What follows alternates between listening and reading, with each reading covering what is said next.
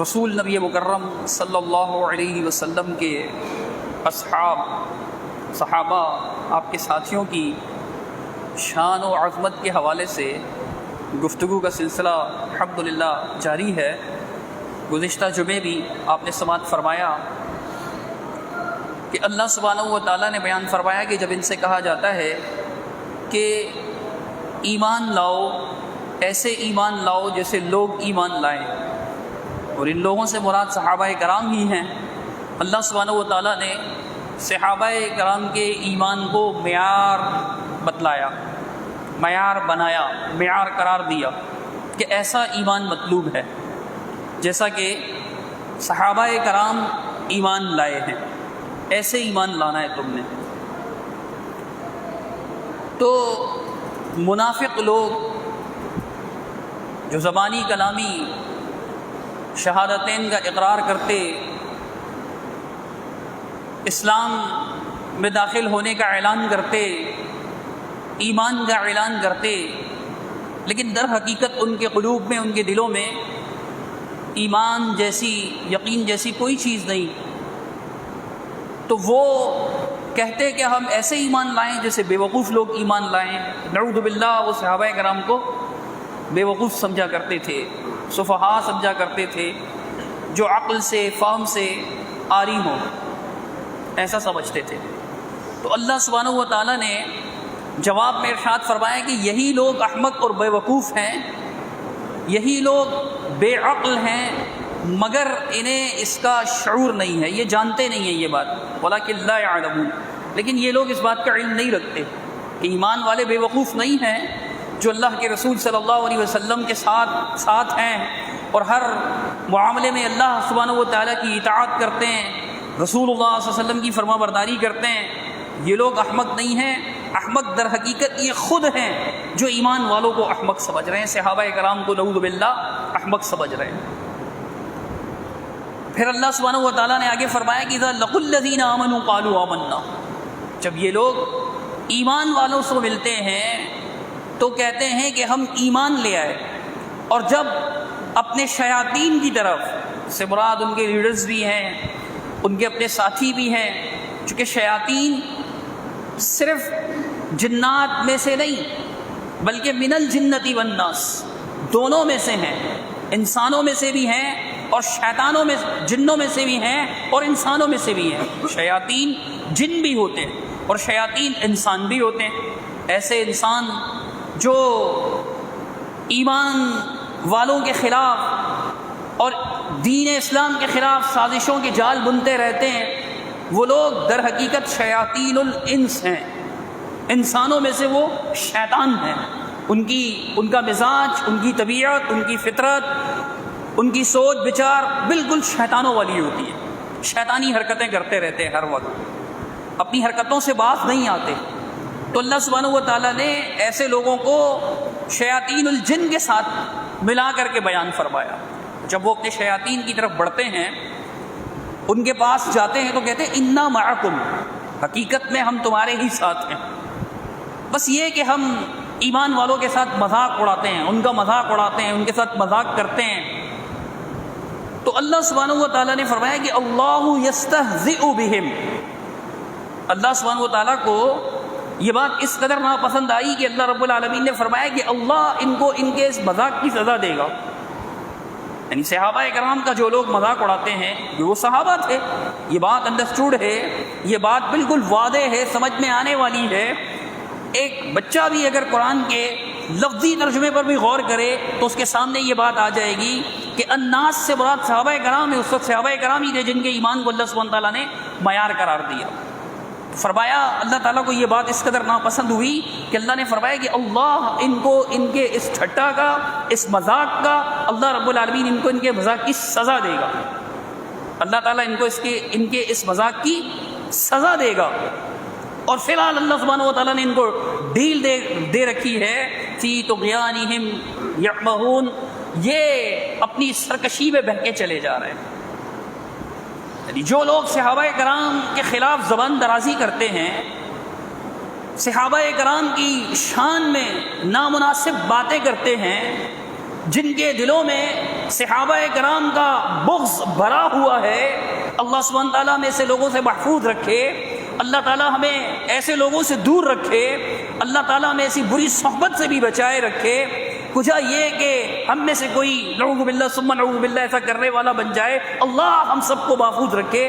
فرمایا اللہ رب العالمین نے کہ اللہ ان کو ان کے اس مذاق کی سزا دے گا، اور پھر یہ اپنی سرکشی میں بہکے چلے جا رہے ہیں، جو ان کے من میں آ رہا ہے یہ کرتے چلے جا رہے ہیں۔ لیکن ان کا معاملہ کیا ہے کہ اولئک الذین اشتروا الضلالۃ بالہدی، یہ وہ لوگ ہیں کہ جنہوں نے ہدایت کے بدلے گمراہی کو مول لے رکھا ہے، ہدایت کے بدلے گمراہی کو خرید رکھا ہے، اور پھر ان کی یہ تجارت انہیں فائدہ نہیں دے گی۔ یعنی اللہ تعالیٰ نے ان کے معاملے کو ظاہر میں ایمان لانا اور دل میں ایمان نہ ہونا، اور ایمان لانے والے جو دل سے ایمان لائے، صرف زبان سے اقرار نہیں کیا، دل سے ایمان لائے، ان کے خلاف برے جذبات رکھنا، ان کا مذاق اڑانا، ان کو بے وقوف سمجھنا، ان کے بارے میں نامناسب و نازیبہ کلمات کہنا، یہ بات گمراہی ہے جو انہوں نے خرید لی ہے۔ یہ جو تجارت کر رہے ہیں، اس تجارت میں یہ کبھی بھی جو ہے وہ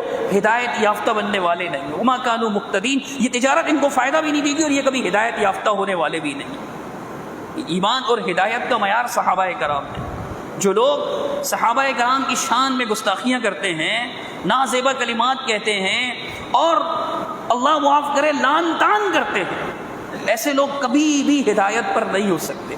اور میں گزشتہ جمعے آپ کے سامنے یہ بات عرض کر چکا تھا کہ اللہ سبحانہ و تعالیٰ نے یہ بات بیان فرمائی کہ ہمیں ہدایت کی تڑپ پیدا کرنے کے لیے اللہ کے رسول صلی اللہ علیہ وسلم کے فرمان کے مطابق ہم میں سے ہر ایک مسلم پر یہ لازم ہے کہ وہ اپنی نماز کی ہر رکعت میں سورہ فاتحہ پڑھے، اس کے بغیر نماز نہیں ہوتی، اور سورہ فاتحہ میں ہم اللہ تعالیٰ سے ہدایت طلب کر رہے ہیں۔ تو یہ لوگ جو صحابہ کے خلاف ہیں یہ ہدایت یافتہ نہیں ہیں۔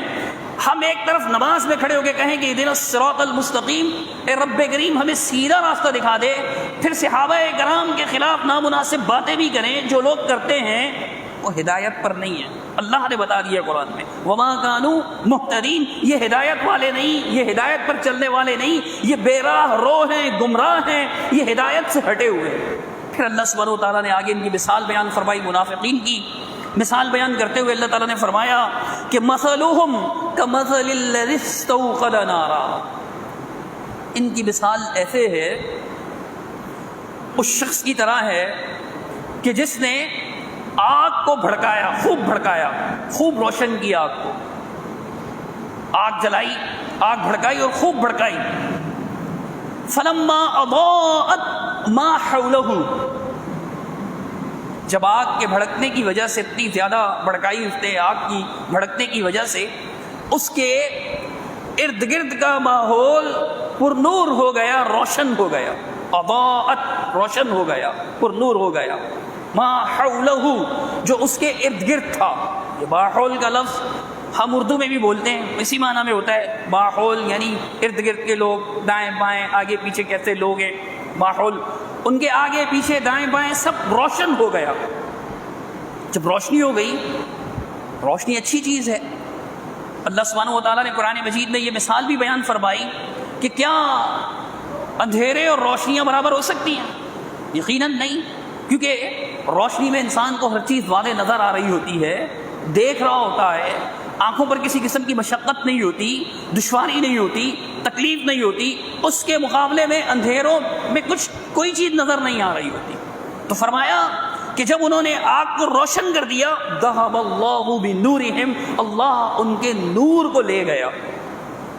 یہ اللہ تعالیٰ نے ایک تشبیہ دی ہے، اور فرمایا میں اس تشبیہ کی وضاحت کرتا ہوں، وَتَرَكَهُمْ فِي ظُلُمَاتٍ لَا يُبْصِرُونَ، اور اللہ سبحانہ و تعالیٰ نے ان کو ان کے اندھیروں میں چھوڑ دیا اللہ تعالیٰ نے، اب یہ دیکھ نہیں سکتے، فَهُمْ لَا يُبْصِرُونَ، بس یہ لوگ فِي ظُلُمَاتٍ لَا يُبْصِرُونَ، یہ اندھیروں میں پڑے ہوئے ہیں، اب یہ دیکھ نہیں سکتے، انہیں نظر نہیں آتا کچھ بھی۔ یہ تشبیہ جو دی اللہ تعالیٰ نے، اس تشبیہ کو سمجھیں کہ آگ کی وجہ سے ماحول روشن ہو گیا۔ یہ روشنی ایمان کی مثال ہے، ایمان نور ہے نا، قرآن مجید میں اللہ تعالیٰ نے ایمان والوں کے لیے نور مقرر فرمایا، یہ ہدایت دین اسلام یہ نور ہے اللہ سبحانہ تعالیٰ کا جو اللہ تعالیٰ نے نازل فرمایا رسول اللہ صلی اللہ علیہ وسلم پر، کتاب نازل فرمائی. مقصد ہی یہ تھا. اللہ کے رسول صلی اللہ علیہ وسلم سے اللہ تعالیٰ نے فرمایا کہ ہم نے یہ کتاب آپ پر نازل کی کیوں؟ لِتُخْرِجَهُم مِّنَ الظُّلُمَاتِ إِلَى النُّورِ، کہ آپ انہیں اندھیروں سے نکال کر نور کی طرف لے آئیں. دین اسلام نور ہے، قرآن و حدیث نور ہے، اللہ سبحانہ تعالیٰ کی طرف سے روشنی ہے، رہنمائی ہے، ہدایت ہے ہمارے لیے. تو یہ زبانی جو انہوں نے اسلام کا دعویٰ کیا، زبانی کلامی اسلام کا دعویٰ کیا، تو گویا نور میں آنے کا اعلان کیا. اور جب یہ اسلام میں داخل ہوئے، مسلمانوں کے ساتھ اٹھنے بیٹھنے لگے، رسول اللہ صلی اللہ علیہ وسلم کی مجالس میں بھی آ جاتے تھے منافقین، تو ان کے سامنے دین اسلام کے احکامات نور کی مانند روشن تھے. دین اسلام کے احکام ان کے سامنے نور کی طرح روشن تھے بالکل. یہ دیکھ رہے ہیں ان تمام احکامات کو، اگر چاہتے تو ان ہدایات پر چلتے رہتے، لیکن انہوں نے دل سے جو اقرار نہیں کیا اور ایمان والوں کا مذاق بھی اڑایا کرتے تھے، تو اس کی وجہ سے جو ان کے دلوں میں کفر تھا، نفاق تھا، شرک تھا، شکوک تھے، شبہات تھے، ان سب کی مثال اندھیروں کی مثال ہے. کفر جو ہے اندھیرا ہے، شرک اندھیرے ہیں، شکوک و شبہات دین اسلام کے مقابلے میں یہ سب اندھیرے ہیں. یہ اپنے اندھیروں میں پڑ گئے، ان اندھیروں میں بھٹکتے رہے. تو اللہ سبحانہ و تعالیٰ نے یہ مثال دی ہے ان کی. یہ پھر اپنے اندھیروں میں پڑ گئے، ان پر عمل نہیں کیا، کفر و شرک میں پڑے رہے. سورۃ المنافقون میں اللہ رب العالمین نے فرمایا ان کے بارے میں، منافقین کے بارے میں، کہ ذالک بانہم آمنوا. یہ جو اللہ تعالیٰ نے ان کے ساتھ یہ معاملہ فرمایا، اس کی وجہ یہ ہے، فرمایا کہ یہ لوگ پہلے ایمان لائے، ثم کفروا، پھر انہوں نے انکار کر دیا، کفر کر دیا. فطبع علی قلوبہم، بس اللہ سبحانہ و تعالیٰ نے ان کے دلوں پر مہر لگا دی، ٹھپا لگا دی اللہ سبحانہ تعالیٰ نے ان کے دلوں پر، منافقین کے دلوں پر. فہم لا یفقہون، بس اب یہ سمجھتے نہیں ہیں. اب ان کو جتنی بھی آیات بتائی جائیں، رسول اللہ صلی اللہ علیہ وسلم کی پر حکمت باتیں، حدیثیں ان کے سامنے آئیں، یہ سمجھتے نہیں ہیں. یہ ان کی مثال ہے. اور تشبیہ کی دوسری وجہ جو ہے وہ یہ بھی سامنے آتی ہے کہ زبانی کلامی اسلام کا دعویٰ کرنے سے مسلم معاشرے کا حصہ بن گئے، اسلامی معاشرے کا حصہ بن گئے. دین اسلام نے اہل اسلام کو، مسلمین کو، مسلم افراد کو جو حقوق دیے ہیں وہ تمام حقوق انہیں حاصل ہو گئے. زبانی کلامی، چونکہ اللہ سبحانہ و تعالیٰ دل کے معاملات جانتا ہے، ہم صرف ظاہر پر فیصلہ کر سکتے ہیں. حدیث بڑی واضح ہے، صحیح مسلم شریف کی کتاب الایمان میں سیدنا اسامہ بن زید رضی اللہ تعالیٰ عنہ جب کسی جہاد میں ایک ایسے فرد کو قتل کرتے ہیں جس نے مسلمین کو، اہل اسلام کو بہت زیادہ، ایمان والوں کو نقصان پہنچایا، ان کو یعنی شہید کرتا رہا، زخمی کرتا رہا. انہوں نے دیکھا تو سوچا پہلے اس کا تعاقب کیا جائے، اس کو ختم کیا جائے. جب سیدنا اسامہ بن زید رضی اللہ تعالیٰ عنہ اور ایک انصاری صحابی ساتھ تھے ان کے، وہ دونوں اس پر قدرت پا گئے، بالکل قریب تھا کہ اسے قتل کر ڈالتے. تلواریں سوتی بھی تھی ان پر، اس کی زبان سے اسلام کا کلمہ جاری ہوا، لا الہ الا اللہ. اسی وقت انصاری صحابی نے اپنی تلوار پیچھے کھینچ لی، کیونکہ اللہ کے رسول کا حکم تھا لا الہ الا اللہ کہنے کے بعد تم نے چھوڑ دینا ہے. جس نے لا الہ الا اللہ کا اقرار کیا عین میدان جہاد میں، کہ لا الہ الا اللہ کا اقرار تو بڑی بات ہے. سورہ توبہ میں اللہ تعالیٰ نے فرمایا کہ میدان جنگ میں جب کفر کے ساتھ معرکہ زوروں پر ہو، دونوں طرف تلواریں چل رہی ہیں، لڑائی ہو رہی ہے، عین جنگ کی شدت کے دوران کوئی شخص آ کر کہہ دے میں اسلام سمجھنا چاہتا ہوں، قرآن سمجھنا چاہتا ہوں، سورہ توبہ کی بالکل آغاز میں اللہ تعالیٰ نے فرمایا، تو اللہ تعالیٰ فرماتا ہے کہ اس کو امن کی جگہ پہنچا دو، جنگ سے اس کی حفاظت کرو، پھر اس پر اللہ کی آیات پڑھو، اسے اللہ کا دین بتاؤ. اگر وہ ایمان لے آئے تو اچھی بات، اگر نہیں تو اسے دوبارہ پرامن طور پر اپنی جگہ پر چھوڑ کر آؤ. اس نے تو پھر اقرار ہی کر لیا تھا. سیدنا اسامہ، ان کے دل میں یہ خیال آیا کہ ڈر کے مارے اب اسلام قبول کر رہا ہے، پہلے کاٹ رہا تھا، مار رہا تھا، اپنی باری آئی تو کہتا ہے لا الہ الا اللہ. سیدنا اسامہ رضی اللہ تعالیٰ عنہ نے ان کی گردن اڑا ڈالی. جب اللہ کے رسول صلی اللہ علیہ وسلم کے پاس واپس آئے مارکا سر کر کے، تو اللہ کے نبی صلی اللہ علیہ وسلم کو جب یہ بات بتلائی انصاری صحابی نے کہ اللہ کے رسول یہ معاملہ ہوا تھا، تو اللہ کے رسول صلی اللہ علیہ وسلم نے اسامہ سے پوچھا کہ اسامہ اقتلتہ بعد ان قال لا الہ الا اللہ، لا الہ الا اللہ کہنے کے بعد بھی آپ نے اسے قتل کر ڈالا؟ فرمایا اللہ کے رسول صلی اللہ علیہ وسلم اس نے دل سے کلمہ نہیں پڑھا تھا. رسول اللہ صلی اللہ علیہ وسلم نے فرمایا حلا شققت قلبہ، تم نے اس کا دل چیر کر کیوں نہ دیکھ لیا؟ اور پھر آپ صلی اللہ علیہ وسلم نے فرمایا کہ اللہ تو گواہ رہنا کہ محمد صلی اللہ علیہ وسلم اسامہ کے اس عمل سے بری ہے، لا تعلق ہے، میرا کوئی تعلق نہیں اس عمل سے، یہ میری تعلیمات نہیں ہے، یہ میں نے نہیں کہا. یعنی اتنا ناگوار محسوس ہوا اللہ کے رسول صلی اللہ علیہ وسلم کو یہ عمل کہ خون مسلم بہایا جائے. ایک شخص لا الہ الا اللہ کہہ رہا ہے، صرف لا الہ الا اللہ. دوسری طرف ایسے بدبخت لوگ بھی ہیں جن کے نزدیک اہل اسلام کے خون کی کوئی عزت نہیں ہے، بھلے اس نے کلمہ پڑھا ہو، نمازیں پڑھا ہو، نمازیں پڑھنے والا ہو. کیونکہ ہمارے ہی معاشرے میں ایسے تکفیری بھی پیدا ہوئے جو عین نماز کی حالت میں آ کر نمازیوں پر فائر کر کر کے ان کو مار کے چلے جاتے تھے، کیونکہ ان کی نظروں میں یہ نمازیں پڑھنے والے یہ اہل اسلام کافر ہیں، نعوذ باللہ ثم نعوذ باللہ. خیر، حضرت اسامہ کو اس پر اتنی پشیمانی ہوئی، اس قدر ندامت ہوئی. سیدنا اسامہ رضی اللہ تعالیٰ نے فرمایا کہ کاش میں نے آج کے دن ہی اسلام قبول کیا ہوتا تو پھر اسلام کی حالت میں مجھ سے اتنی بڑی غلطی نہ ہوتی. اسلام ظاہر پر فیصلہ کرتا ہے. منافقین بظاہر ایمان لے آئے، مسلم معاشرے کا حصہ بن گئے، انہیں وہ تمام حقوق، عزت، احترام حاصل ہو گیا جو اہل اسلام کو مسلم معاشرے میں مدینہ منورہ میں حاصل تھا. لیکن جب انہوں نے دل سے ایمان قبول نہیں کیا تو آخرت میں ان کا معاملہ کیا ہوگا؟ سورۃ النساء میں اللہ رب العالمین نے فرمایا کہ ان المنافقین فی الدرک الاسفل من النار، منافقین جہنم کے سب سے نچلے طبقے میں ہوں گے، سب سے نچلے طبقے میں ہوں گے. یہ ان کی یعنی عزت ان سے چھن جائے گی، یہ ظاہری عزت جو انہیں حاصل ہوئی یہ عزت ان سے چھن جائے گی، کیونکہ وہ زبان سے تو اقرار کرتے تھے لیکن دل سے نہیں. اللہ رب العالمین نے فرمایا کہ پھر کیا ہوگا معاملہ؟ وَلَن تَجِدَ لَهُمْ نَصِيرًا، آپ ان کے لیے کوئی بھی مددگار نہیں پائیں گے. یہ تشبیہ جو اللہ تعالیٰ نے دی یہ اس کی مثال ہے کہ پھر سے وہ جہنم کے اندھیروں میں پڑ جائیں گے، پھر سے وہ جہنم کے اندھیروں میں پڑ جائیں گے. اللہ تعالیٰ نے ان کی مثال دی کہ اللہ تعالیٰ نے ان کو چھوڑ دیا. یہ سب کیوں ہوا؟ اس لیے کہ یہ اللہ کے فرمان کے مطابق ایمان نہیں لائے تھے، جیسے اللہ تعالیٰ نے ان سے کہا تھا ایسے ایمان نہیں لائے تھے. پھر آگے اللہ تعالیٰ نے ان کے بارے میں فرمایا کہ سمم، ان کی مثال بہروں کی سی ہے، یہ بہرے ہیں. بکمن، یہ گونگے گونگے. عمیٌ، اندھے یہ. فہم لا یرجعون، یہ لوٹنے والے نہیں ہیں. آپ اگر ترتیب سے دیکھیں، چونکہ کسی بھی کلام کو سمجھنے کا طریقہ، صحیح طریقہ یہی ہوتا ہے کہ اس کو اس کے کانٹیکسٹ میں رکھ کر دیکھا جائے. ترتیب کی ایک اہمیت ہوتی ہے. اللہ تعالیٰ نے ایسے لوگوں کا بیان فرمایا، ایسے لوگوں کا ذکر فرمایا کہ جو صحابہ کرام کا نعوذ باللہ ثم نعوذ باللہ مذاق اڑایا کرتے تھے، پھر اللہ تعالیٰ نے ان کی یہ سزا بیان کی. ساری آیات انہی کے متعلق ہیں، ایسے ہی لوگوں کے متعلق ہیں. تو جو لوگ زبانی کلامی ایک اسلام کا دعویٰ کرتے ہیں اور پھر محمد الرسول اللہ صلی اللہ علیہ وسلم کے اصحاب پر لعن طعن کرتے ہیں، ان کی تکفیر کرتے ہیں، ان کو برا کہتے ہیں، ان کی مذمت کرتے ہیں، ان کو گالیاں بکتے ہیں، ان کے بارے میں گستاخیاں کرتے ہیں، ایسے لوگ در حقیقت اندھے بہرے گونگے ہیں. انہیں کچھ سجائی نہیں دیتا، کچھ دکھائی نہیں دیتا، کچھ سنائی نہیں دیتا.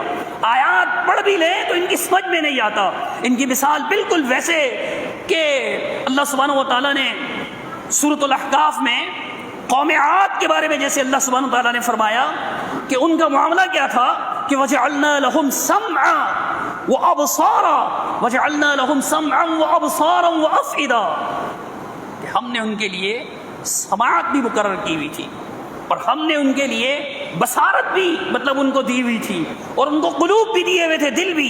فما اغنا عنہم سمعہم ولا ابصارہم ولا افئدتہم، لیکن ان کے سماعتوں نے، ان کی بصارتوں نے، ان کے سوچنے سمجھنے کی صلاحیتوں نے، دلوں نے ان کو کسی قسم کا کوئی فائدہ نہیں پہنچایا. فما اغنا عنہم، کوئی فائدہ نہیں پہنچایا. یعنی یہ جو اللہ کی نعمتیں ہیں یہ فائدہ پہنچاتی ہیں ایمان والوں کو، ایمان والے جب اللہ کی آیات سنتے ہیں، رسول اللہ صلی اللہ علیہ وسلم کے فرامین سنتے ہیں، ان کے ایمان میں اضافہ ہوتا ہے، وہ عمل کر کے رب کو راضی کرتے ہیں، لیکن انہیں کسی قسم کا کوئی فائدہ نہیں پہنچایا تو اللہ رب العالمین نے فرمایا کہ فما اغنى عنهم سمعهم ولا ابصارهم ولا افئدتهم من شيء، کسی قسم کا کوئی فائدہ نہیں پہنچایا. کیوں؟ اذ كانوا يجحدون بآيات اللہ، یہ اللہ کی آیات کا انکار کرتے تھے. وحاق بهم ما كانوا به يستهزئون، اور یہ چیز ان کو گھیر لے گی جو یہ جس چیز کا اللہ کی آیات کا مذاق اڑایا کرتے تھے. تو میرے بھائیوں، یہ صحابہ کرام کا عظیم الشان مقام ہے کہ اللہ سبحانہ و تعالیٰ نے ایسے لوگوں کے لیے جو منافق تھے اور صحابہ کرام پر، ایمان والے تعان نہیں کرتے تھے صحابہ کرام پر. ہاں، ایمان والوں کے درمیان غلط فہمی ہو جایا کرتی تھی بعض اوقات کسی بات کو سمجھنے میں، لیکن وہ اس غلط فہمی کو فوراً حل بھی کر لیا کرتے تھے. جس کا معاملہ ہوتا اس کو جا کر کے بتاتے. ہمارے ہاں معاشرے میں یہ ناچاکیاں، نا اتفاقیاں، ناراضگیاں پیدا ہوتی ہیں. اس کی بنیادی ایک وجہ یہ بھی ہے کہ جس کا معاملہ ہے اس کو نہیں بتایا جاتا. اس کو جا کے بتائیں گے، اس کو جا کر بتائیں گے، اس کو جا کر 100 لوگوں کو جا کر الگ الگ بتائیں گے کہ یار آج تو عبداللہ بھائی نے ایسے کر دیا. مثال کے طور پہ کہہ رہا ہوں، کوئی عبداللہ بھائی بیٹھے ہوں تو وہ یہ نہ سمجھیں کہ میرا ذکر کر رہے ہیں، یا فلاں بھائی نے یہ کر دیا. کوئی سا بھی بھائی ہو، سب کو جا کر بتا رہے ہیں کہ فلاں بھائی نے میرے ساتھ یہ کیا. اچھا، اس کو جا کر کے نہیں بتاتے کہ یار آپ نے مجھے یہ بات کہی، یہ بات مجھے سمجھ میں نہیں آئی، یہ بات مجھے بری لگی. اس کو جا کر بتا دیں، ہو سکتا ہے وہ وضاحت کر دے کہ میرے کہنے کا مقصد یہ تھا، یہ تھا، یہ تھا. اچھا، اگر پھر بھی میں نے غلط کہا، مجھے بھی اس کا احساس ہو رہا ہے، ٹھیک ہے، میں آپ سے معافی چاہتا ہوں. معاملہ ختم ہوگا کہ نہیں ہوگا؟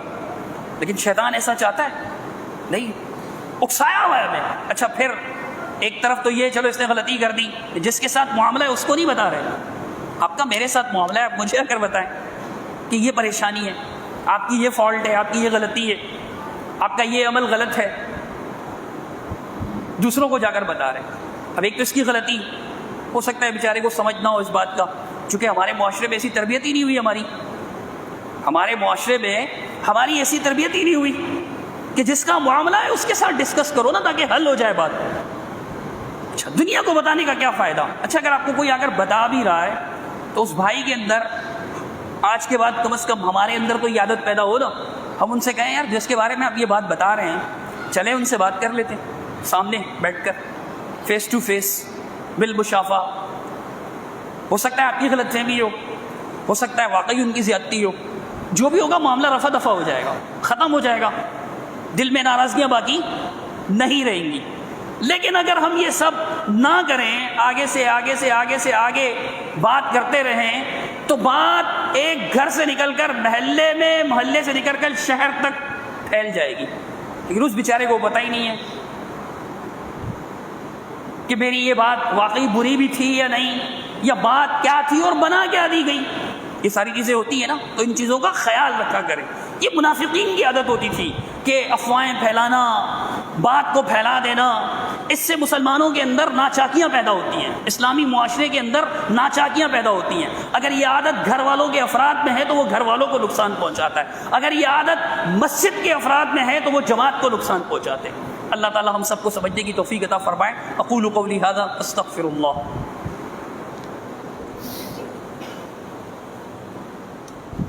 إن الحمد لله نحمده ونستعينه ونستغفره ونعوذ بالله من شرور أنفسنا ومن سيئات أعمالنا. من يهده الله فلا مضل له ومن يضلله فلا هادي له. أشهد أن لا إله إلا الله وحده لا شريك له وأشهد أن محمدا عبده ورسوله. أما بعد فإن خير الحديث كتاب الله وخير الهدي هدي محمد صلى الله عليه وسلم. شر الأمور محدثاتها إن كل محدثة بدعة وكل بدعة ضلالة وكل ضلالة في النار.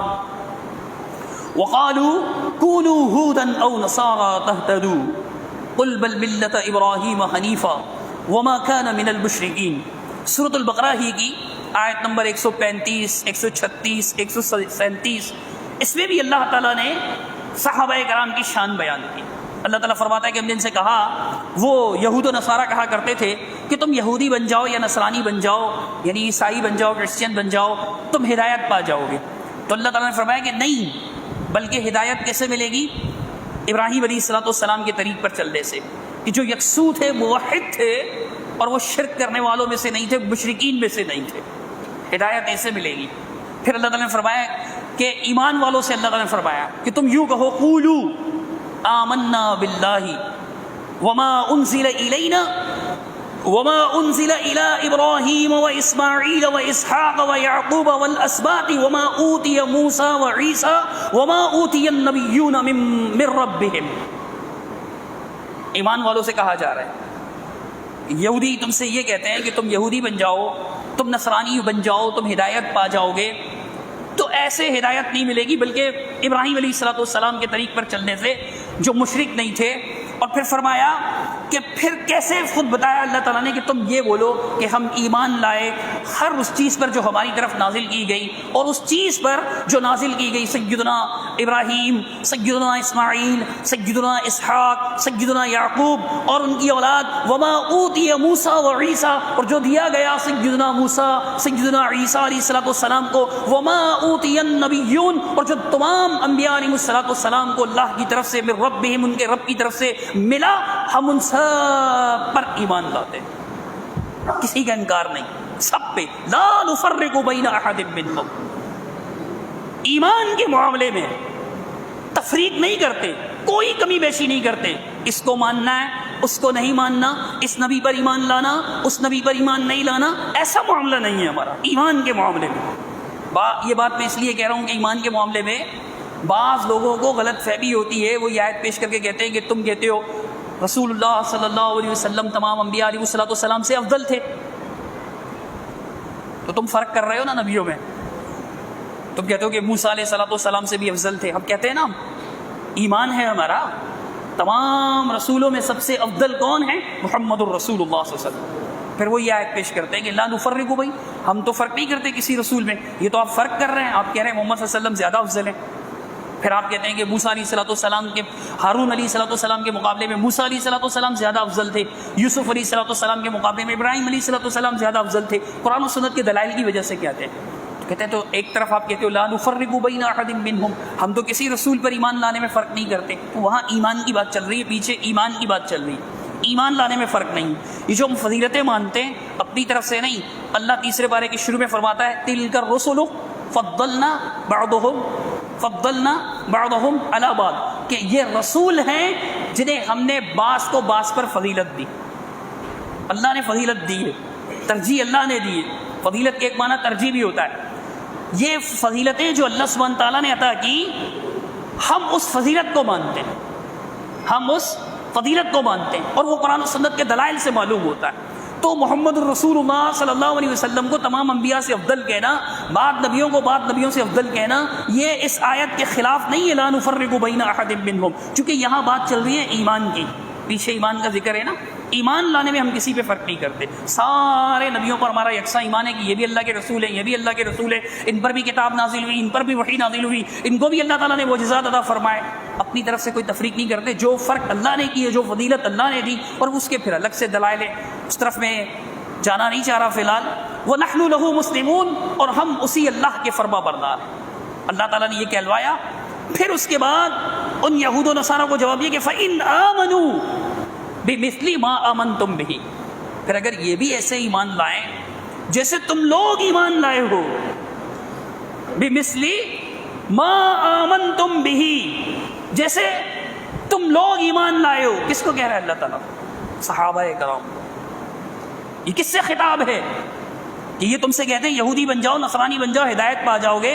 اللہ فرماتا ہے ایسے نہیں ہے، بلکہ ابراہیم کے طریق پر چلنے سے. اور پھر اللہ فرماتا ہے بولو ہم ان چیزوں پر ایمان لے آئے. اس کے بعد اللہ فرماتا ہے کہ تمہاری طرح ایمان لائے، جن کے ایمان کو اللہ معیار قرار دیتا ہے، ماڈل بنا کر پیش کر رہا ہے اللہ تعالیٰ. اب دیکھیں اس ماڈل کی، اس نمونے کی کیا حیثیت ہوتی ہے. میں ایک سوٹ بنوانے جاتا ہوں اگر درزی کے پاس، اور اس سے میں کہتا ہوں کہ یہ جو میرا کف ہے اس طرح سے رکھنے کا ہے، یہ جو میرا کالر ہے اس طرح سے رکھنے کا ہے، اگر وہ اپنی مرضی سے رکھے میں اس سوٹ کو قبول کروں گا؟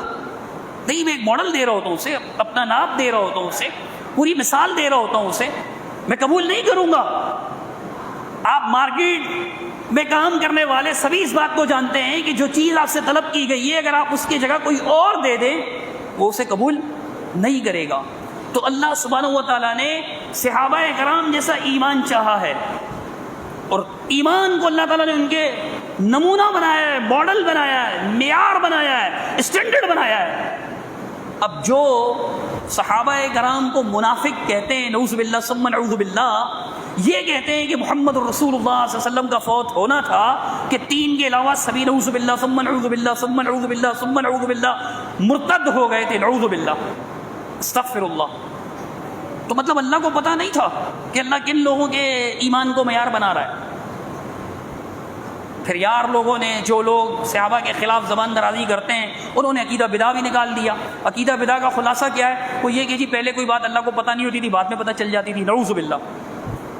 یعنی پھر اپنے بغض کو ٹھنڈا کرنے کے لیے اللہ کی شان میں بھی نازیبہ بات کہہ دی کہ اللہ تو ہر چیز جانتا ہے، ہمیشہ سے جانتا ہے. اللہ تو ہر چیز جانتا، کوئی چیز اس سے پوشیدہ نہیں، مخفی نہیں، چھپی ہوئی نہیں، ظاہر میں ہو یا باطن میں ہو. وہ ظاہر باطن ہمارے اعتبار سے ہوتا ہے، اللہ کے اعتبار سے کچھ بھی باطن نہیں، کچھ بھی مخفی نہیں، کچھ بھی پوشیدہ نہیں، سارے کا سارا عیاں ہے، نمایاں ہے، ظاہر ہے، واضح ہے، کھلا کھلا ہے. کچھ چیز پوشیدہ نہیں ہے اللہ تعالیٰ سے. لیکن میں نے عرض کیا نا کہ جب ان کے بغض کو، نفاق ایسے ان کے دلوں میں سمجھ عقل معاف ہو چکی ہے کہ وہ اللہ کو بھی نہیں چھوڑ رہے، کہ اللہ کو پہلے پتہ نہیں تھا نا تو پھر بعد میں پتہ چل جاتا ہے. یہ عقیدہ بدعہ کہلاتا ہے ایسے لوگوں کا جو صحابہ کی شان میں خرافات بکتے ہیں. تو میرے بھائیوں، یہ اللہ پر تان ہے.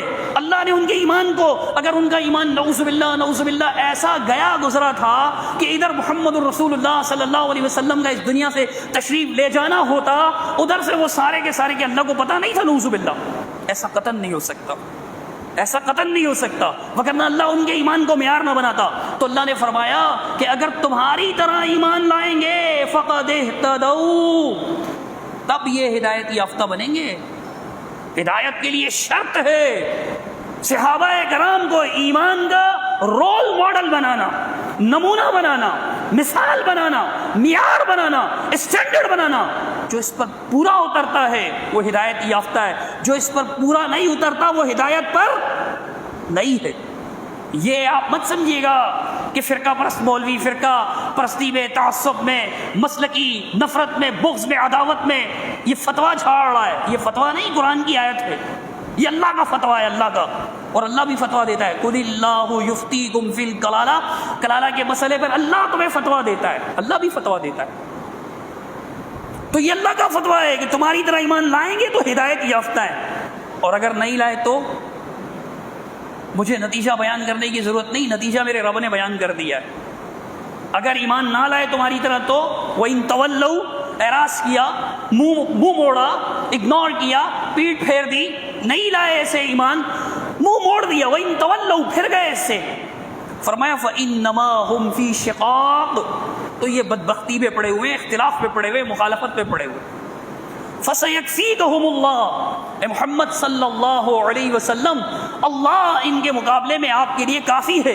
وَهُوَ السَّمِيعُ الْعَلِيمُ، اور اللہ بہت زیادہ سننے والا اور بہت زیادہ جاننے والا ہے. کوئی چیز اللہ کے علم سے پوشیدہ نہیں ہے. اللہ ان کی باتیں بھی سن رہا ہے، ان کے اعمال بھی دیکھ رہا ہے، اللہ سب کچھ جانتا ہے. اور میں بتا چکا ہوں پچھلی آیات میں 16، 17، 18 سورہ بقرہ کی، ان میں کہ اللہ سبحانہ تعالیٰ نے ایسے لوگوں کی سزا مقرر کر رکھی ہے، یہ ڈیل دے رکھی ہے ان کو جو یہ کر رہے ہیں. اللہ سبحانہ تعالیٰ میں ہدایت دے اور سمجھنے کی توفیق عطا فرمائے کہ صحابہ کرام تاریخی شخصیات نہیں ہیں، قرآنی شخصیات ہیں. صحابہ کرام لیڈرز نہیں ہیں، صرف اللہ کے مقرر کردہ لیڈرز ہیں. اور صحابہ کرام سنیوں کا مسئلہ نہیں ہے، صحابہ کرام قرآن کا مسئلہ ہے، ایمان کا مسئلہ ہے، اور محمد رسول اللہ صلی اللہ علیہ وسلم کی ذات کا مسئلہ ہے، اور اللہ سبحانہ و تعالیٰ کی شان و عظمت اور وقار کا مسئلہ ہے. جو لوگ صحابہ کی شان میں خرافات بکتے ہیں، بد زبانی کرتے ہیں،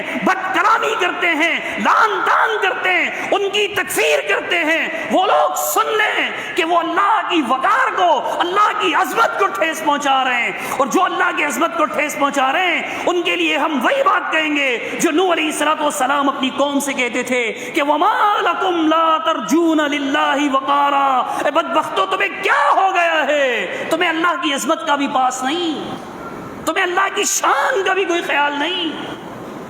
یہ قوم نوح کے راستے پر چل رہے ہیں، یہ انبیاء کے نافرمانوں کے راستے پر چل رہے ہیں۔ اللہ تعالی ہمیں اس سے محفوظ رکھے۔ انشاءاللہ آئندہ ہفتے مزید عظمت صحابہ پر کچھ عرض کروں گا، چونکہ یہ باقاعدہ ایک فتنہ بن چکا ہے، لوگوں نے اس کو ایک فیشن بنا لیا ہے، خاص طور پر فیس بک یہ ٹویٹریں، جو ٹویٹرز اور فیس بک پر یہ فیشن بنا ہوا ہے کہ بس جب دیکھو کسی نہ کسی صحابی کے خلاف کوئی نہ کوئی بکواس کر دی، خود کو بھلے سنت کے مطابق استنجا کرنا بھی نہ آتا ہو۔ اللہ تعالیٰ ایسے